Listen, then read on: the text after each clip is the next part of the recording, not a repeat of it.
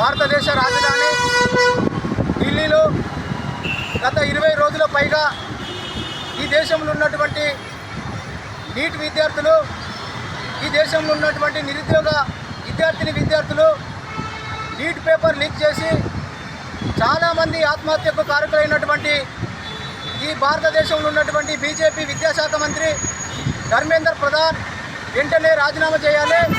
Neat paper leak చేసినటువంటి వ్యక్తులపైన చట్టపరమైనటువంటి చర్యలు తీసుకోవాలి.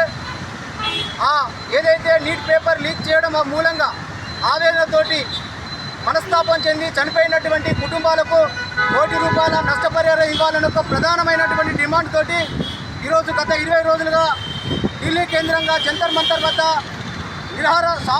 శాంతియుతంగా నిరాహార దీక్షలు చేస్తుంటే ఆ ఢిల్లీలో ఉన్నటువంటి బీజేపీ సర్కారు మొత్తము అక్కడ ఉన్నటువంటి వేలాది మంది విద్యార్థులపైన లాఠీ చార్జీలు చేసి బాష్పవాయువును ప్రయోగించి విద్యార్థులను ఒక క్రూరంగా వాళ్ళని హింసించే విధంగా ప్రయత్నం చేయడం యావత్ భారతదేశం సిగ్గుతో తలదించుకోవాల్సినటువంటి అవసరం ఉన్నది.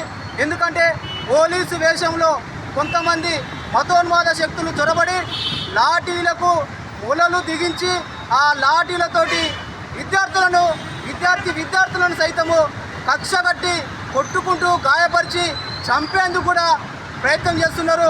వెంటనే ఈ దేశంలో ఉన్నటువంటి విద్యాశాఖ మంత్రి ధర్మేంద్ర ప్రధాన్ వెంటనే రాజీనామా చేయాలి. దీనికి ఈ దేశంలో ఉన్నటువంటి ప్రధానమంత్రి నరేంద్ర మోడీ బాధ్యత వహించి వెంటనే తన పదవికి రాజీనామా చేయాలని మేము దళిత భవన ఫ్రంట్ రాష్ట్ర జిల్లా కమిటీ పక్షాన ఈ భారతదేశంలో ఉన్న బీజేపీ సర్కారును హెచ్చరిస్తున్నాం. ఎందుకంటే దేశంలో ఉన్నటువంటి నిరుద్యోగ యువకులు నీటు రాసినటువంటి విద్యార్థులు వాళ్లకు కనీస సౌకర్యాలను కనీసమైనటువంటి హక్కును ప్రశ్నించే హక్కు కూడా లేకుండా ఈరోజు ఒక హరించే విధంగా చేస్తున్నారు. ఆ ధర్నాలో అక్కడ శాంతియుతంగా చేస్తున్నటువంటి ర్యాలీలో కొంతమందిని మతోన్మాద శక్తులను ఉసుగొల్పి విద్యార్థులను విచక్షణ రహితంగా కొట్టి చంపేందుకు ప్రయత్నం చేస్తున్నారు. కాబట్టి వెంటనే విద్యార్థులు చేస్తున్నటువంటి శాంతియుత నిరాహార దీక్షకు దళితమైనటువంటి రాష్ట్ర జిల్లా కమిటీ సంపూర్ణ మద్దతు ప్రకటిస్తున్నది.